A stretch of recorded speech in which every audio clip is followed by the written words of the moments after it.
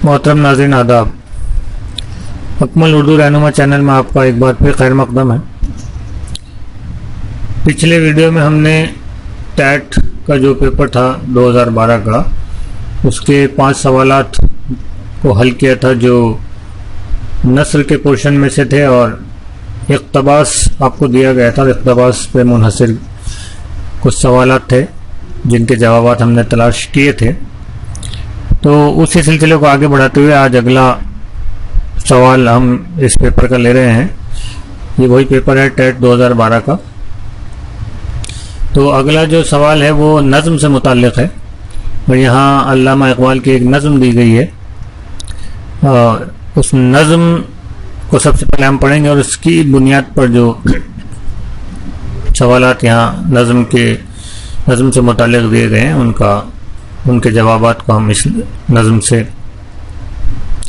जो है वो हासिल करने की कोशिश करेंगे और सही जवाबात को अपने एग्ज़ाम में तो आप ओएमआर शीट में दर्ज करेंगे, तो सही जवाबात को हम तलाश करने की कोशिश करेंगे। तो चलिए सबसे पहले हम इस नज़्म का मुताला करते हैं, इस नज़्म को पढ़ते हैं कि ये नज़्म है क्या और अल्लामा इक़बाल इस नज़्म में क्या बात कर रहे हैं, कौन सा राज आश्कार कर रहे हैं और इस नज़्म का मकसद क्या है और इसमें कौन कौन से नए अल्फाज आ रहे हैं। तो चलिए इस नज़्म को हम पढ़ते हैं। ये नज़्म यहाँ इसमें 1-2 बंद में कुछ गड़बड़ है, इसलिए मैं ये आपके सामने नज़्म को पेश कर रहा हूँ। नज़्म का जो उन्वान है वो है हकीकत हुस्न। यहाँ आप देख रहे हैं ये जो ज़ेर लगा हुआ है ते के बाद, इसको कहते हैं इजाफत, और क्योंकि ज़ेर है तो इजाफत ज़ेर कहा जाता है। इजाफत जो लफ्ज़ है वो इजाफा से बना है, माने किसी चीज़ को बढ़ा देना, किसी चीज़ का को ज़्यादा कर देना, एक्स्ट्रा कुछ चीज़ कर देना। तो यहाँ हकीकत के साथ एक्स्ट्रा ये हुआ कि ज़ेर लगा दिया गया। तो ये लगाया क्यों जाता है? ये इजाफत गालिबन आप सब लोग जानते हैं कि इजाफत जब हम लगाते हैं तो इजाफत का जो लगाने का मकसद होता है वो 2 अल्फाज में ताल्लुक़ पैदा करना होता है। तो यहाँ आप देख रहे हैं ये 2 अल्फाज हैं, हुस्न और हकीकत। तो इन दोनों में एक ताल्लुक़ पैदा किया गया है इस इजाफत के ज़रिए, और ये इजाफत जो है वो का की के माने देती है। तो यहाँ अगर आप देखेंगे ये हकीकत हुस्न। तो जब हम इस इजाफत को पढ़ेंगे तो अब हम लफ्ज़ को यहाँ से पढ़ेंगे हुस्न की हकीकत। अब ये इजाफत में हम का की के क्या इस्तेमाल करेंगे ये आपको जुमले के एतबार से देखना होगा। तो यहाँ इसका माने है हुस्न की हकीकत, हकीकत हुस्न, हुस्न की हकीकत। बहरहाल आगे चलते हैं, नज़्म को पढ़ते हैं। नज़्म का पहला बंद है जहाँ जो है हुस्न जो है वो खुदा से सवाल कर रहा है। तो खुदा से हुस्न ने एक रोज़ ये सवाल किया, खुदा से हुस्न ने एक रोज़ ये सवाल किया, जहाँ में क्यों न मुझे तूने लाजवाल किया। तो लाजवाल का मतलब होता है ऐसी शय जिस पे कभी जवाल ना आए, यानी जो कभी ख़त्म ना हो, हमेशा रहने वाली हो। हुस्न आप देखते हैं किसी का भी हुस्न हो तो वो हुस्न जो है वो लाजवाल नहीं होता, एक मुकर्ररा मुद्दत के बाद वो हुस्न जो है वो ख़त्म हो जाता है। चाहे वो हुस्न इंसान का हो या पेड़ पौधों का हो या किसी भी चीज़ का हुस्न हो, तो वो हुस्न जो है वो हमेशा रहने वाला नहीं होता, उसको भी ख़त्म होना पड़ता है। जैसे आप देखते हैं कि पौधों में से कली निकलती है, फिर फूल बनता है और फिर मुरझा जाता है, तो वो हुस्न है। ऐसे इंसान की जवानी है, तो कुछ वक्त के लिए इंसान जवान होता है, उसके अंदर शबाब होता है, खूबसूरती होती है, हुस्न होता है, और धीरे धीरे 15-20 साल बाद वो जवाल की तरफ चला जाता है, उसका जो जवानी है या उसकी जो खूबसूरती है वो ढल जाती है। बहरहाल खुदा से हुस्न ने एक रोज़ ये सवाल किया, जहाँ में क्यों ना मुझे तूने लाजवाल किया, हमेशा रहने वाला तूने मुझे क्यों नहीं किया कि मैं हुस्न जो है वो हमेशा रहे। मिला जवाब के तस्वीर खाना है दुनिया, शबे दराज अदम का फसाना है दुनिया। तो अल्लाह ताला ने जवाब दिया है कि जो दुनिया है ये तस्वीर खाना है, और ये दुनिया कैसी है? शबे दराज अदम का फसाना है, ये कुछ भी नहीं है, ये एक लंबी रात के फसाने की तरह है। ऐसा फसाना कि जो मौजूद ही नहीं है, अदम है। मिला जवाब के तस्वीर खाना है दुनिया, शबे दराज आदम का फसाना है दुनिया। और जब अल्लाह ताला ने ये जवाब दिया और जवाब भी दिया, एक लाइन और आ रही है इसी में शामिल है, जो जवाब में शामिल है कि हुई है रंग तगय्युर से जब नमूद इसकी, जब नमूद इसकी पैदाइश, नमूद यानी पैदाइश, जब नमूदार हुई है, किससे नमूदार हुई है? रंग तगय्युर, तगय्युर यानी तब्दीली। ये जो दुनिया है ये तब्दीली के रंग से पैदा हुई है, यानी हर घड़ी हर पल जो है वो दुनिया में जो चीज़ें हैं वो तब्दील होती रहती हैं, ठहराव नहीं है इसमें, सबात नहीं है। तो हुई है रंग तगय्युर से जब नमूद इसकी, वही हंसी है हकीकत जवाल है जिसकी। तो क्योंकि ये तगय्युर पजीर दुनिया है, हर चीज़ जो है वो तब्दील होती रहती है, तो इसलिए हकीकत में वही चीज़ हसीन है जो पायदार नहीं है बल्कि जिसको जवाल है, जो मौजूद होती है, दुनिया में आती है और उसके बाद जो है एक वक्त मुकर्रर के बाद वो जवाल को पाती है। तो इसलिए हसीन वो है जिसके ऊपर जवाल आना है, वो हसीन नहीं है जो पायदार है, हसीन वो है जो लाजवाल नहीं है जिसको जवाल आना है। कहीं करीब था ये गुफ्तगू कमर ने सुनी,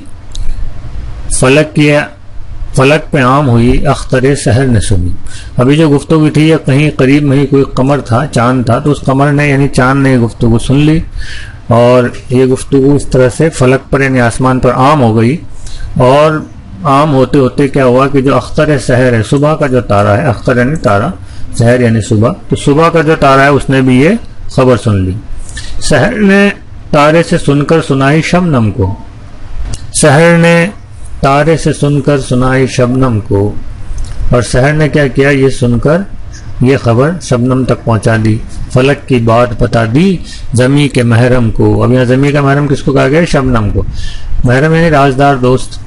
तो फलक की आसमान की बात किसको बता दी? जमी के दोस्त को, जमी के महरम को यानी शबनम को बता दी। भराए फूल के आंसू पयाम शबनम से, और जब शबनम ने ये पैगाम फूल को पहुंचाया, क्योंकि सुबह का वक्त आप जानते हैं जब सहर होती है तो शबनम आसमान से उतरकर फूल पर गिरती है। तो फूल फिर आए फूल के आंसू पयाम शबनम से, शबनम ने जब ये पयाम ये पैगाम फूल को सुनाया तो उसके आंसू आ गए, क्योंकि उसको पता चल गया कि दुनिया में ठहराव नहीं है, उसको भी एक दिन जाना है। कली का नन्हा सा दिल खून हो गया गम से, और वो कली जो अभी खिलकर फूल भी नहीं बनी थी, उसने भी जब ये सुना कि मैं फूल बनूंगी और फिर मेरा भी जवाल आ जाएगा, हुस्न जो है वो जावेदा नहीं है, हमेशा रहने वाला नहीं है, तो उसका भी दिल खून हो गया गम से। चमन से रोता हुआ मौसम बहार गया, और जब ये खबर पूरे बाग में फैल गई तो मौसम बहार था वो भी रोता हुआ चला गया। शबाब सैर को आया था सो गवार गया, और जो शबाब है, जवानी है, खूबसूरती का जो चरम है, क्लाइमैक्स है, वो सैर को आया था, घूमने आया था, वो भी उदास होकर चला गया। इस नज़्म के अंदर जो है अल्लामा इकबाल ने हुस्न की हकीकत को बताया कि हुस्न जो है वो लाजवाल नहीं है, हमेशा रहने वाला नहीं है, बल्कि उसकी खूबसूरती ही इसी में है कि उसको जवाल हासिल हो, वो एक वक्त के बाद ख़त्म हो जाए और दोबारा अलग रूप में नमूदार हो। तो अब इस पे मुनहसर जो सवालात हैं आइए उनको हम देखते हैं। पहला सवाल जो इस इस नज़्म की बुनियाद पर यहाँ किया गया वो है कि इकबाल की ये नज़्म किस हैयत की है। हैयत क्या होता है? हैयत कहते हैं स्ट्रक्चर को, और आपने पढ़ा होगा इसको कि हैयत किसे कहते हैं। नज़्म की जो बंद हैं उनका क्या स्ट्रक्चर है, उनकी तादाद क्या है, और रदीफ और काफ़िये का इंतज़ाम क्या है वगैरह की बुनियाद पर जो है वो नज़्मों की हैयत यानी उनका स्ट्रक्चर तय किया जाता है। तो यहाँ ये कह रहे हैं कि ये जो नज़्म है ये किस हैयत में लिखी गई है, वो मसनवी है या कसीदा है या तरकीब बंद है, या इनमें से कोई नहीं है। तो बहरहाल ये सवाल तो गलत है, इनमें से कोई नहीं है, क्योंकि जब नज़्म है तो कोई ना कोई तो इन तीनों में से इसकी हैयत होगी। तो कसीदे के बारे में आप जानते हैं कि कसीदा वो होता है जिसमें किसी शख्स की जो है वो तारीफ़ और तौसीफ़ बयान की जाए। तो यहाँ ऐसा कुछ नहीं है कि किसी शख्स के बारे में बात की जा रही है या तारीफ़ और तौसीफ़ इस नज़्म में बयान की है, तो ये कसीदा नहीं है।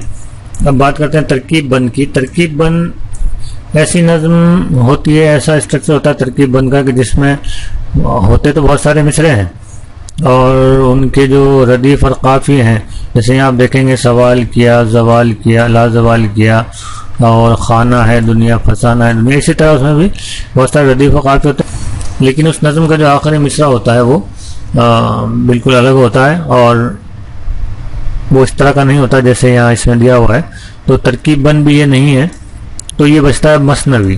तो ये मसनवी की हैयत है, और मसनवी की हैयत शायद आपने पढ़ा हो और आपके जहन में हो, तो ये मसनवी है और मसनवी की हैयत इसमें साफ तौर पर नज़र आ रही है। अगर आपने मसनवी पढ़ी है और स्ट्रक्चर उसका आप जानते हैं तो आप यहाँ देखेंगे कि मसनवी में जो है वो दो दो मिसरों का एक बंद होता है और हर मिसरे का रदीफ काफ़ी अलग होता है कि खुदा से उसने एक रोज़ ये सवाल किया और जहाँ में तूने मुझे क्यों न लाजवाल किया। तो सवाल और लाजवाल तो हो गया काफिया और किया हो गई रदीफ। अब दूसरा मिसरा जब आप देखेंगे तो उसमें देखिएगा रदीफ काफ़ी अलग है।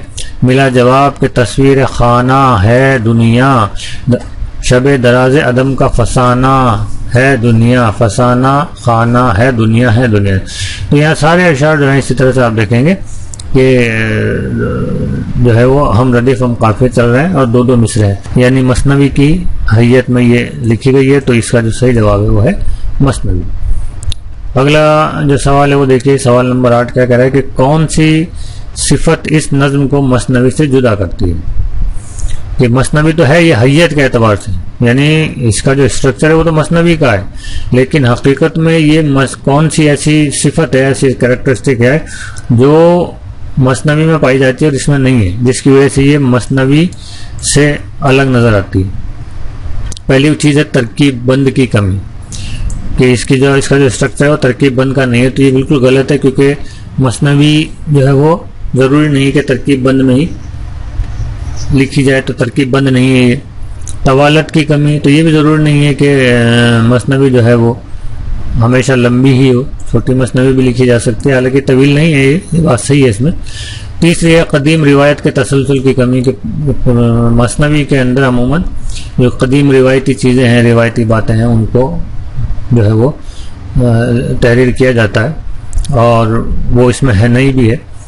और चौथी चीज़ है माफ़ौक़ुल फ़ितरत अनासिर की कमी। तो ये आंसर सही है, क्योंकि इसके अंदर अगर आप देखेंगे गौर से तो माफ़ौक़ुल फ़ितरत अनासिर नहीं है, जो कि मसनवी का एक इम्पॉर्टेंट पार्ट है।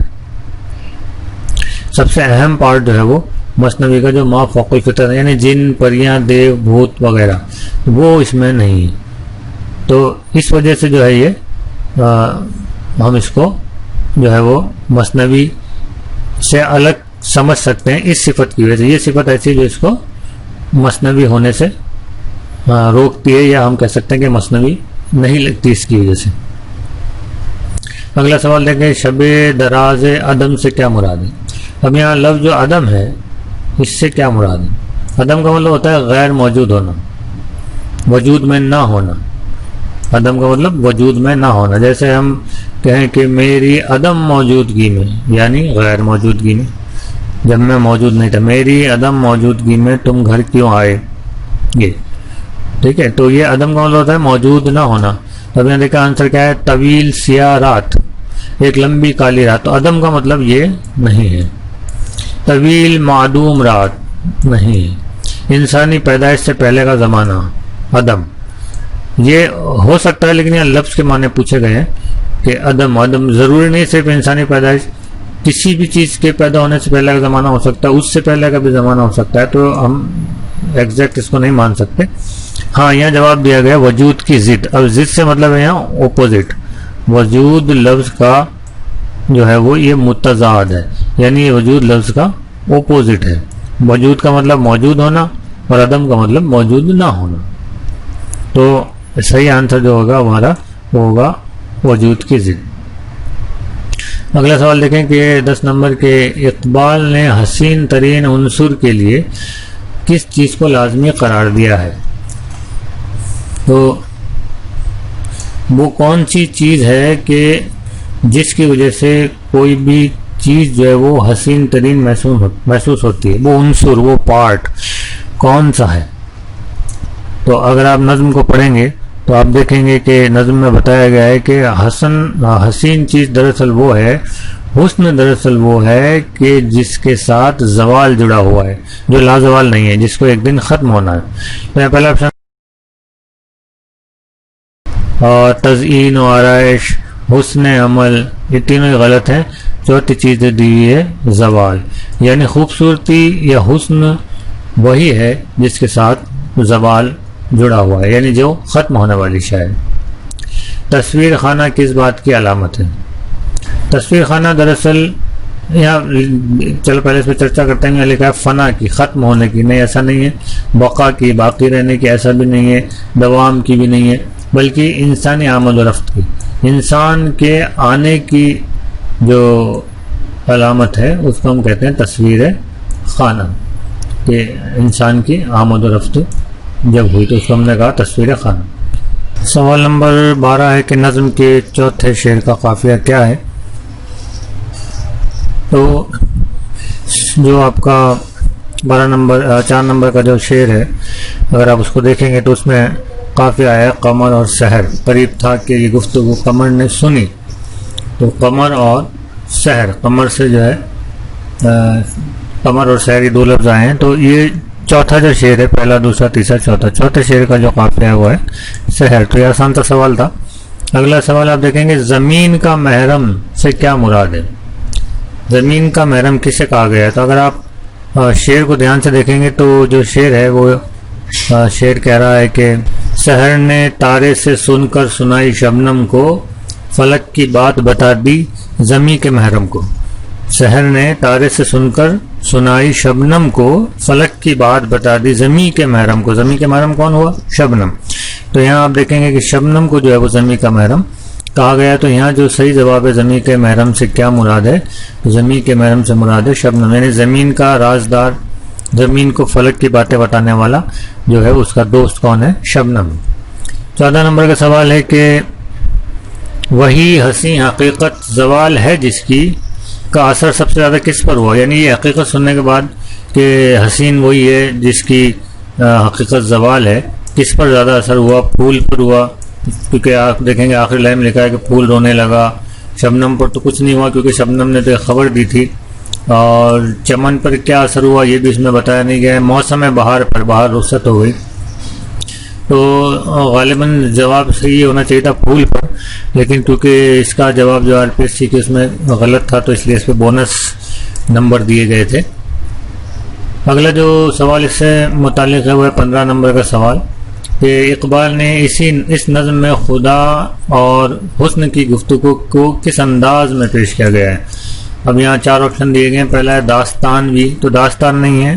दास्तान आप जानते हैं कि बहुत लंबी होती है, तवील होती है, बहुत सारे उसमें अनासिर होते हैं, तो दास्तान भी नहीं है मामला। ये अफसान भी मामला भी नहीं, क्योंकि ये अफसाने की शक्ल में नहीं है, ना किसी तरह का ड्रामा है। सीधा सीधा अगर आप देखेंगे मकालमाती है। मकालमाती से मतलब कि मकालमात यानी डायलॉग्स, मुकालमात के ज़रिए से, डायलॉग्स के ज़रिए से इस नज़्म को पेश किया गया है कि इसमें हुस्न सवाल कर रहा है खुदा से, खुदा जवाब दे रहा है, फिर वो खबर फैल रही है, शबनम जो ज़मीन को बता रही है और ज़मीन से फूल सुन रहे हैं और वो अफसोस कर रहे हैं वगैरह। तो डायलॉग्स की तरह जो है वो ये गुफ्तगू जो है वो मकालमाती अंदाज में पेश की गई। तो इसका जो जवाब होगा वो होगा नंबर 1 मकालमाती, जो अंदाज है इसका वो मकालमाती। तो इस तरह से ये हमारी जो आज का ये टॉपिक था, ये नज़्म थी, वो उस पर जो बेस्ड सवालात थे वो हमने आपके सामने पेश किया, उस पर हमने तबसरा भी किया। अगले वीडियो में हम इंशाअल्लाह आगे के जो सवालात हैं इस पेपर पे उसको हल करने की कोशिश करेंगे। तब तक के लिए खुदा हाफिज़।